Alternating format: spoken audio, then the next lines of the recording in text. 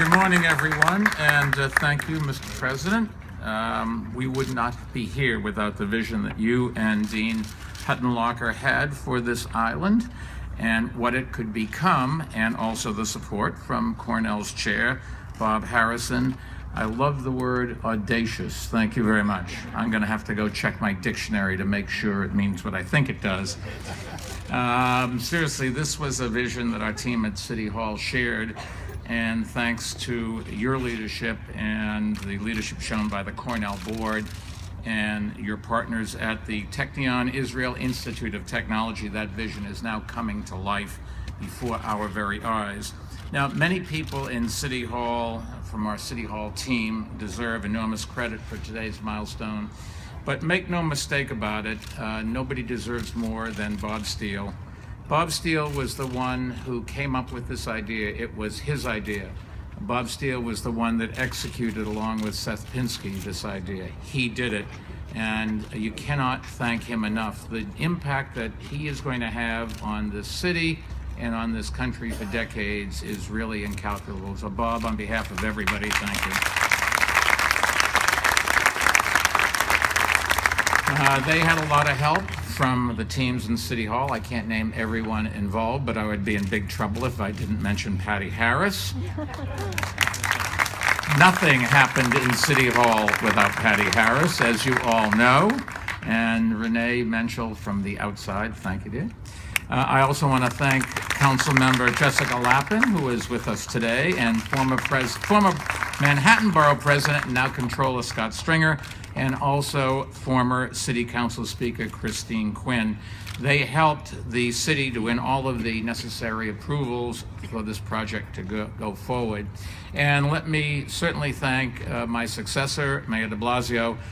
Bill, you and your administration, thank you for all the support that you have given to this project and keeping it on track, and also for your kind words.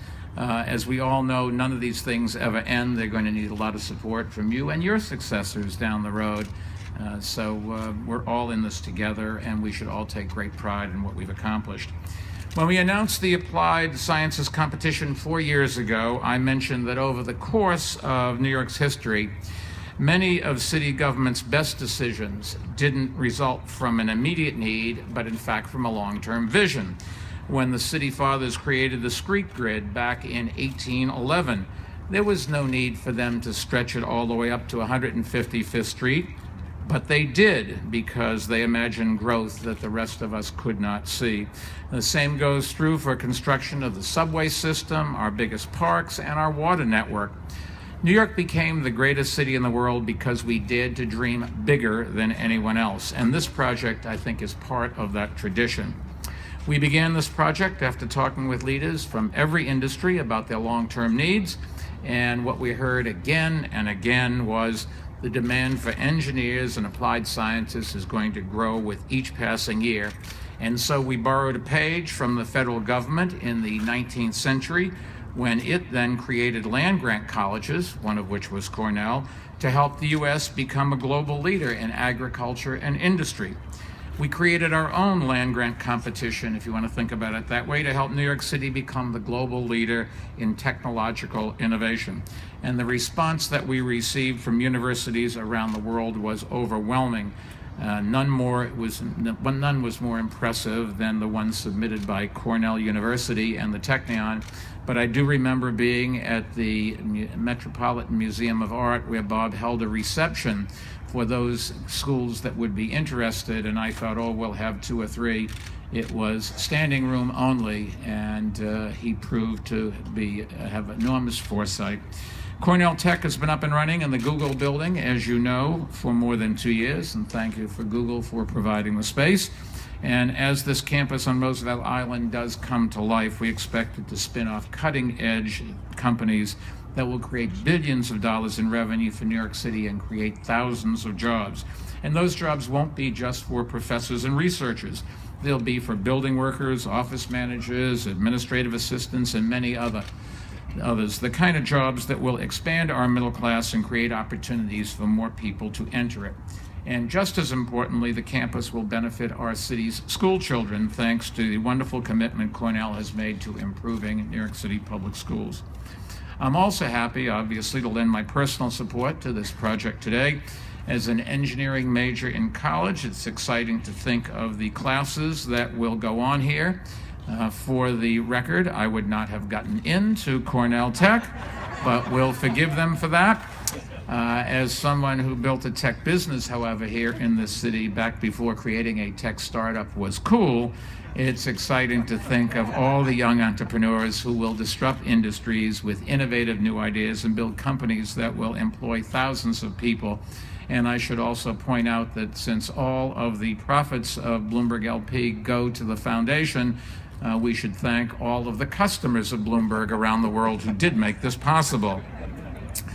This project seriously also represents so much of what we work to accomplish in City Hall.